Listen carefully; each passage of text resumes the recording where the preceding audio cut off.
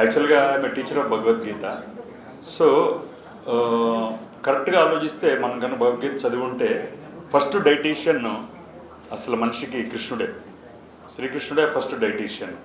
ఆయన 6వ అధ్యాయం ఆత్మ సంయమ యోగంలో యుక్తాహార విహార్యస్య యుక్త చేష్టస్య కర్మసు యుక్త స్వప్నావబోధస్య యోగో భవతి దుఃఖ అని చెప్పాడు ఆయన. దాంట్లో మితమైన ఆహారం, మితమైన విహారం అంటే తిరగడం, మితమైన కర్మలు అంటే ఏ పని చేసినా కానీ మితంగా ఉండాలి అని, మితమైన నిద్ర, అలాగే మితమైన మెలకువ, ఎక్కువ నిద్ర పోకూడదు, ఎక్కువ మెలకుగానే ఉండకూడదు అని చెప్పి ఎవరైతే ఇలా చేస్తారో యోగో భవతి దుఃఖ, వాడికి దుఃఖం ఉండదు అని చెప్పాడు శ్రీకృష్ణుడు.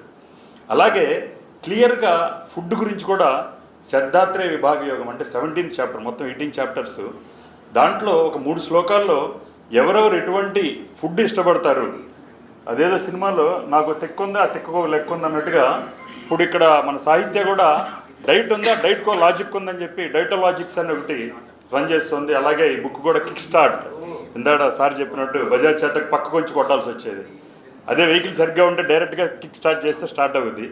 సో పక్కకి కిక్ స్టార్ట్ చేయకుండా స్ట్రైట్గా పెట్టి కొట్టేట్టు చెప్తుంది.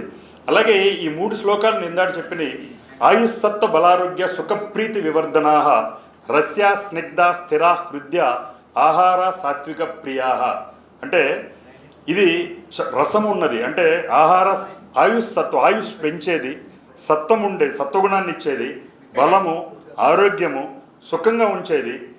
అలాగే రస్యా స్నిగ్ధ అంటే రసం ఉండేది, మనం తీసుకునే పదార్థంలో రసం ఉండాలి, రసం ఉంటేనే మన బాడీలో కానీ మైండ్ కానీ ఇది కానీ పనిచేస్తుంది. ఆహార సాత్విక ప్రియ అంటే సాత్విక మనస్తత్వం ఉండేటువంటి వాళ్ళు అటువంటి ఆహారం తింటారని చెప్తున్నారు. లేదంటే అటువంటి ఆహారం తినడం వల్ల సాత్వికత వస్తుంది అంటున్నారు. మేబీ ఏది ముందు, గుడ్డు ముందా పిల్ల ముందా అనేది బహుశా సాహిత్యం మనకు చెప్తుందేమో.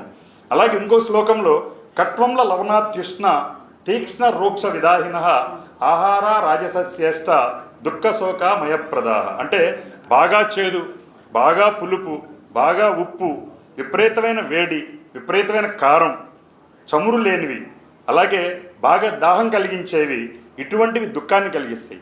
ఇటువంటి ఆహారం తినేవాడికి వాడు రజోగుణంలో ఉంటాడు. రజోగుణం అటువంటి తినడం వల్ల రజోగుణం వస్తుంది.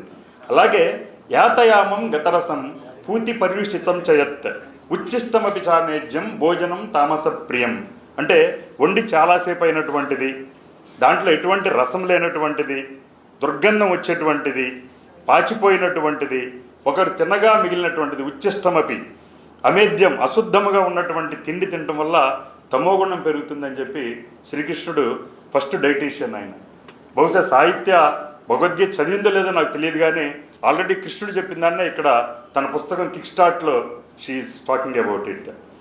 ఇది ఏది తింటే ముందు ఏదో వస్తుంది, తినడం వల్ల వస్తుందా లేకపోతే అటువంటి క్యారెక్టరిస్టిక్ ఉండటం వల్ల వస్తుంది అనేది తను చెప్పాలి.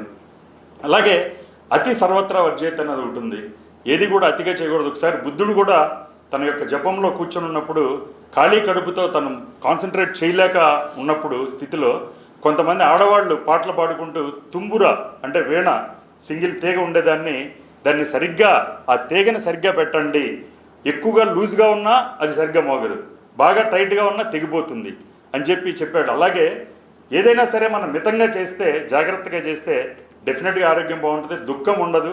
ఇప్పుడు అన్నీ కలిగే దుఃఖాలన్నీ కూడా కొన్నేమో మనం సొంతంగా చేసుకునేటువంటివి, కొన్నేమో ఇందా సార్ చెప్పినట్లు ఆకలి గారు కూడా చెప్పినట్లున్నారు, కొన్నేమో కలుషిత పదార్థాల వల్ల కూడా వస్తుంది.